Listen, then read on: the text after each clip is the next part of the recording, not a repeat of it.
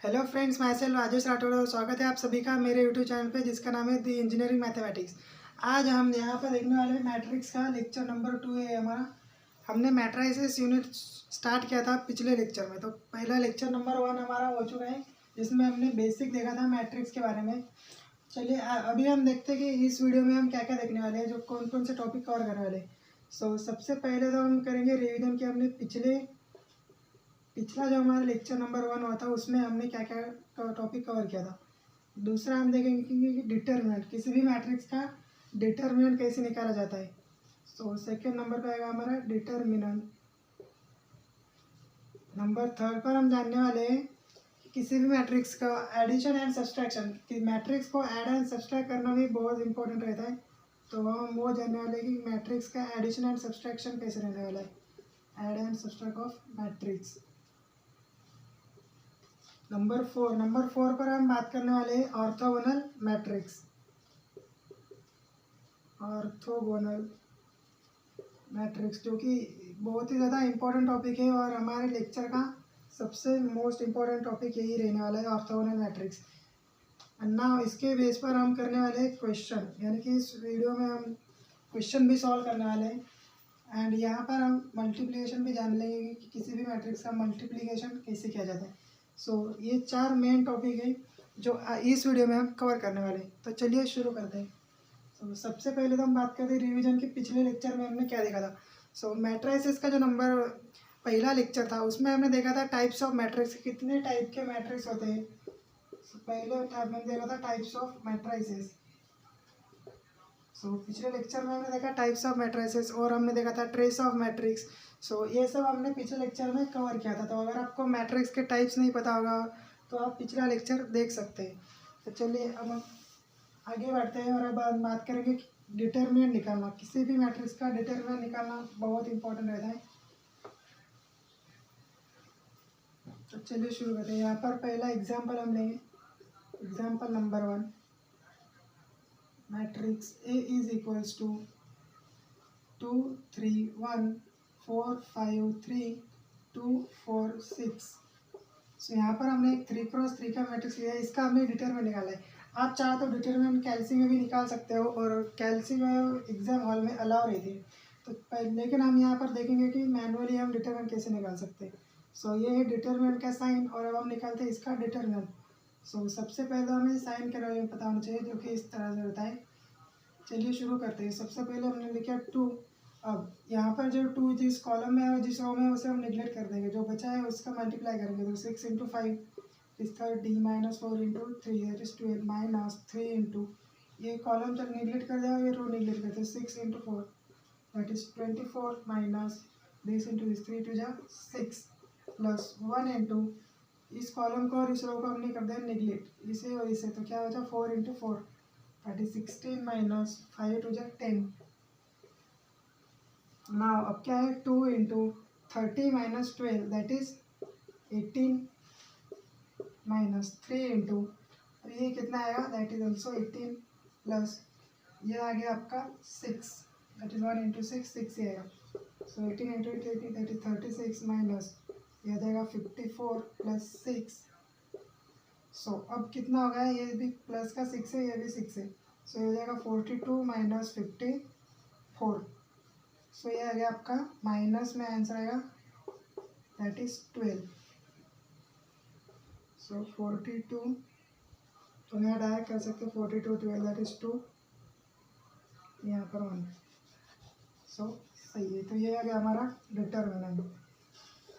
इसके पहले वाले जो लेक्चर हुआ था उसमें भी हमने देखा था कि डिटरमिनेंट कैसे निकालते हैं, तो हमने इसमें भी एक बार रिवाइज कर लिया कि कैसे डिटरमिनेंट निकाले। तो चलिए नंबर 2 पर हम बात कर रहे हैं। अब हम बात करेंगे किसी भी मैट्रिक्स को ऐड एंड सब्सट्रैक्ट कैसे किया जाता है।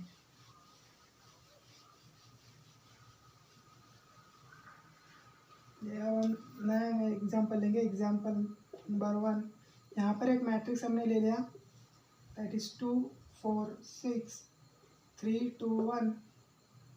नाउ 4 3 1, एक 3x3 का मैट्रिक्स है। और वैसे ही हमने एक और मैट्रिक्स ले लिया बी विच इज 3 2 1 4 6 8 7 3 2। सो अब इन दो मैट्रिक्स का हमें क्या करना है, ए प्लस बी की वैल्यू निकालने की कितनी आएगी।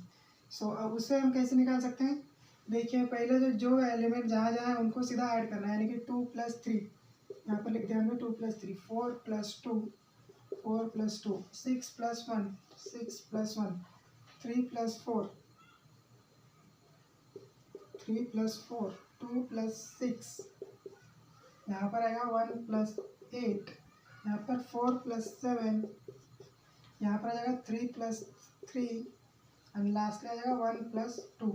सो इसे अगर हम सॉल्व करेंगे तो क्या आ जाएगा, ए प्लस बी की आंसर क्या आ जाएगा, ए प्लस बी का तो आएगा 3 + 2 दैट इज़ 5, ये आ जाएगा 6, this is 7, this is also 7, ये आ जाएगा आपका 8, ये हो जाएगा 9, ये हो जाएगा 11 दैट इज 6 एंड लास्टली 3। सो ये 3 × 3 का मैट्रिक्स होगा और ये आंसर हो गया आपका ए प्लस बी का। सो किसी भी मैट्रिक्स को अगर ऐड करना है, किसी भी दो मैट्रिक्स को ऐड करना है तो हम इस मेथड से कर सकते हैं, और सिमिलरली ऐसे ही हम इसे सब्सट्रैक्ट भी कर सकते हैं। सो एडिशन एंड सब्सट्रैक्शन इसी मेथड से आप कर सकते हो, जो कि बहुत आसान है। अब हम बात करेंगे मल्टीप्लिकेशन, किसी भी मैट्रिक्स को मल्टीप्लिकेशन कैसे करना है, उस मैट्रिक्स का दो मैट्रिक्स को मल्टीप्लाई कैसे करना है वो हम देखते हैं।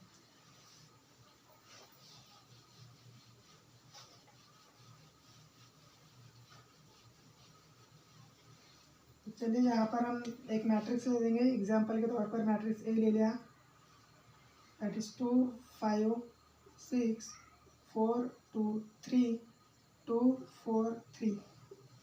ये एक मैट्रिक्स हो गया अपना 3 × 3 का। और यहाँ पर एक और मैट्रिक्स लेंगे बी, दैट इज 1 2 3 4 5 6, और यहाँ पर लेंगे 2 3 1। तो चलिए एक और हो गया 3 × 3। अब इसका हमें निकालना है ए क्रॉस बी, यानी कि दोनों का हमें करना है मल्टीप्लिकेशन। तो देखिए कैसे आएगा, इसका मल्टीप्लिकेशन करके first row first column, first row second column, first row and third column, इस तरह से हम इसका मल्टीप्लाई करेंगे। तो 2 × 1 that is 2 plus 4 × 5 × 4 that is 20 plus 6 × 2 that is 12। Now next first row second column, so 2 × 2 that is 4 plus 5 × 5 that is 25 plus 6 × 3 that is 18. Now first row third column, so 2 × 3 that is 6 plus 5 × 6 that is 30 plus 6 × 1 that is 6. Now second में क्या आएगा, अभी second row first column, so 4 × 1 that is 4, 2 × 4 that is 8 plus 3 × 2 that is 6. Now next क्या आएगा, second row second column, so 4 × 2 that is 8 plus 2 × 5 that is 10, 3 × 3 that is 9. Now second row and third column, so 4 × 3 12 plus 2 × 6 it is again 12 plus 3 × 1 it is 3. Now lastly यहाँ पे होता है third row, so third row into first column, 2 × 1 2 plus 4 × 4 that is 16 plus 3 to 6. Third row second column, so 2 × 2 that is 4 plus 4 × 5 that is 20 plus 3 3 9. Now last में अब क्या है, third row and third column, so 2 × 3 that is 6 plus 4 × 6 that is 24 plus 3 × 1, so ये आ गया आपका 3। Now last में अब finally इसको सॉल्व करेंगे तो हम इसका ए क्रॉस बी यानी कि ए × बी का आंसर हमें मिल जाएगा।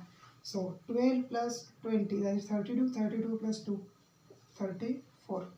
तो अब यहाँ पर है 25 + 18, यहाँ 25 + 4 कर दीजिए तो हो जाएगा आपका 29, 29 एंड 18 दैट इज 7, यहाँ पर आ जाएगा 1 दैट इज 4, यानी कि कितना आ गया 47 आ गया। Now next 6 × 6, 6 + 6 12, 12 + 30 that is 42. Now यहाँ पर 4 + 6 10 that is +8 18 आ जाएगा। यहाँ पर आ जाएगा 19, 19 + 8 that is 27। यहाँ पर 12 + 12 24 and this 3 27। यहाँ पर 16 + 6 that is 22 + 2 24। यहाँ पर कितना हो जाएगा 29 and this 33 एंड लास्टली ये कितना हो जाएगा 30 + 3 दैट इज अगेन 33। सो ये आंसर आ गया आपका ए क्रॉस बी का। सो किसी भी दो मैट्रिक्स का मल्टीप्लिकेशन अगर हमें निकालना था हम इस मेथड से निकाल सकते हैं। इसी को हम कैलसी में भी सॉल्व कर सकते हैं बहुत ही आसानी से। तो चलिए ये अब तक हमने देख लिया किसी भी मैट्रिक्स, अब तक हमने देखा है टाइप्स ऑफ मैट्रिक्स, किसी भी मैट्रिक्स डिटरमिनेंट कैसे निकालना है, सब्सट्रैक्ट एंड ऐड कैसे करना है दो मैट्रिक्स को, और हमने देख लिया कि अभी मल्टीप्लिकेशन ऑफ मैट्रिक्स भी देख लिया। नाउ अब हम सबसे इम्पोर्टेंट टॉपिक में जो आने वाले that is orthogonal of matrix, और उसके बेस पर हम एक क्वेश्चन भी सॉल्व करेंगे इसी वीडियो में। तो चलिए अभी देखते हैं हम ऑर्थोगोनल ऑफ मैट्रिक्स।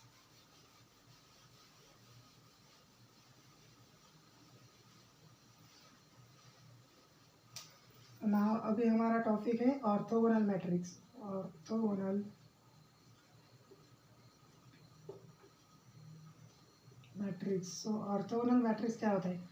तो ऑर्थोगोनल मैट्रिक्स सिंपली हमें याद रखना है A into A transpose which is equals to I. I means unit matrix या फिर आइडेंटिटी मैट्रिक्स।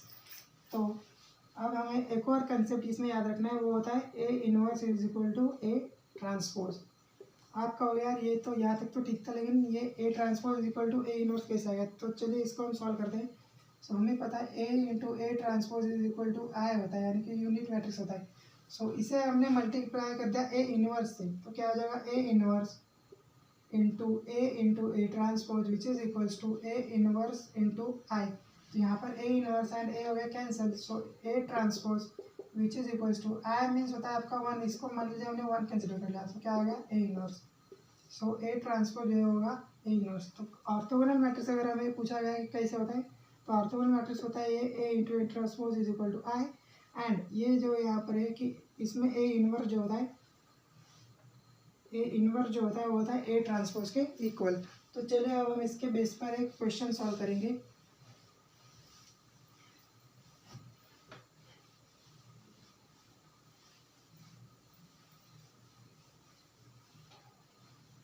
नाउ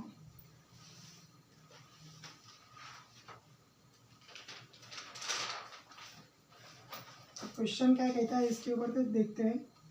तो क्वेश्चन कहता है प्रूव दैट पीटी मीन्स होता है prove that following matrix is orthogonal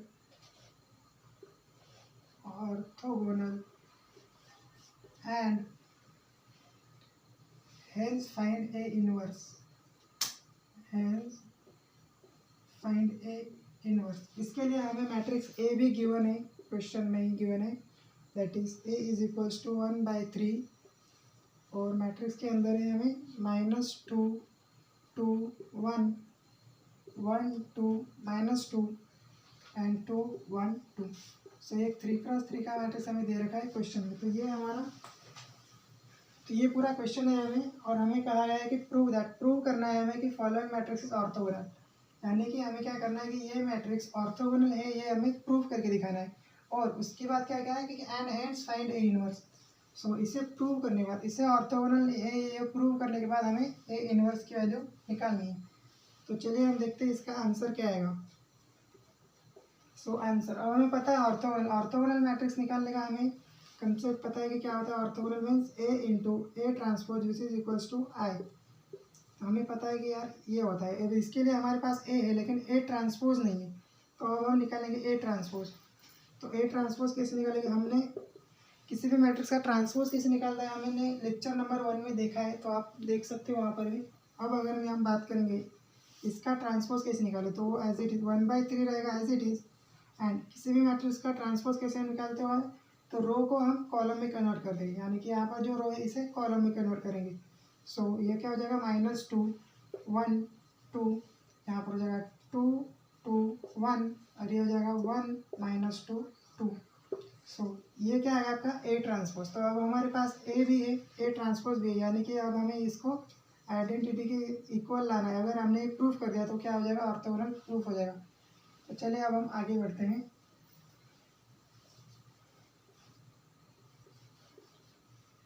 2 1 2, और अब हम यहाँ सॉल्व करेंगे। अब हमारे पास क्या है A into A transpose. So A into A transpose अब हमें करना है। तो ए की वैल्यू क्या है, ए की वैल्यू है 1/3 -2 1 -2 2 1 एंड यहाँ आ जाएगा 1 2 -2 एंड यहाँ आएगा 2 1 2।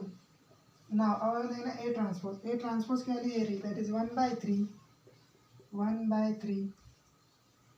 -2 1 2 -2 1 2 2 2 1 2 2 1 एंड 1 -2 2 1 -2 2। सो अब हमें इन दोनों का करना है मल्टीप्लाई, तो कैसे आएगा, पहले तो 1/3 एंड 1/3 का मल्टीप्लाई कीजिए तो क्या आ जाएगा 1/9 हो जाएगा। अब first row and first column वही जो हमने इसके पहले किया था वही करना है। सो देखिए बहुत आसान है, -2 into -2 that is +4 plus 1 into 1 that is 1 2 into 2 that is 4। ये हो गया अब first row second column. So -2 into 2 that is -4 1 into 2 that is +2 2 into 1 that is again +2। Now first row third column -2 into 1 -2 1 into -2 again -2 2 into 2 +4। तो ये आ गया तीसरा। Now अब second row first column 2 into -2 होता है -4 2 इंटू 1 ये होगा 2 1 into 2 it is again 2। Now अब second row second column 2 into 2 that is 4 2 into 2 again 4 and 1 into 1 ये हो जाएगा 1। So now 2 into 1 is 2 2 into -2 is -4 1 into 2 is again 2। now lastly third row first column 1 into -2 हो जाएगा -2 into 1 ये again -2 2 into 2 that is 4। now अब third row second column 1 into 2 that is 2 -2 into 2 -4 2 into 1 ये हो जाएगा 2। now third row and third column so 1 into 1 ये हो जाएगा 1 -2 इंटू -2 हो जाएगा +4 2 इंटू 2 हो जाएगा 4। तो अब इसे हम अगर सॉल्व करेंगे तो क्या आएगा 1/9 इंटू 4 + 1 + 4 यानी कि हो जाएगा 9 ये हो जाएगा आपका 0 -2 +4 ये भी हो गया 0 यहाँ पर भी आएगा 0 ये हो जाएगा 9 2 + 2 4 - 4 दैट इज 0 यहाँ अगेन आ जाएगा 0 यहाँ पर भी हो जाएगा 0 एंड लास्ट में आ जाएगा आपका 9। तो ये आ गया। इसके बाद हम क्या करेंगे यहाँ पर जो 1/9 है आप इस 1/9 को अंदर मल्टीप्लाई कर दीजिए या फिर इस मैट्रिक्स से 9 कॉमन बाहर निकालेंगे तो क्या अंदर क्या बच जाएगा सिर्फ 1 बच जाएगा। तो इसे हम सॉल्व करते हैं तो चलिए यहाँ हम सॉल्व कर लेंगे। तो चलिए देखिए यहाँ पर क्या था A into A transpose which is equal to अब क्या जाएगा मान लीजिए हमने इस 9 को अंदर मल्टीप्लाई कर दिया तो 9/9 वो आ जाएगा आपका 1 0/9 0 ही रहेगा 0 के नीचे कुछ भी है वो 0 ही होता है। तो यहाँ पर 0 यहाँ जाएगा 0 1 0 0 0 1 और इसे ही हम क्या कहते हैं यूनिट मैट्रिक्स या फिर आइडेंटिटी मैट्रिक्स इसे ही हम कहते हैं आई। तो हमने प्रूव कर दिया कि ऑर्थोगोनल मैट्रिक्स की प्रूव दैट फॉलोइंग मैट्रिक्स है ऑर्थोगोनल। तो हमने प्रूव कर दिया कि एक मैट्रिक्स क्या है ऑर्थोगोनल है। और अब हमें क्या चाह रहा ए इनवर्स की वैल्यू निकालिए। हमें पता है कि जब इसको हम ऑर्थोगोनल निकाल देते तो ऑर्थोगोनल में क्या होता है आपका जो ए इनवर्स होता है वो इक्वल रहता है ए ट्रांसपोज की, यानी कि जो वैल्यू ए ट्रांसपोज की होगी वही वैल्यू होगी आपकी ए इनवर्स की, यानी कि ए इनवर्स की वैल्यू क्या आएगी आपकी यही आएगी -2 2 1 1 2 -2 2 1 2। सो इस तरह से ये क्वेश्चन आपका सॉल्व हो गया और बहुत ही आसान क्वेश्चन था।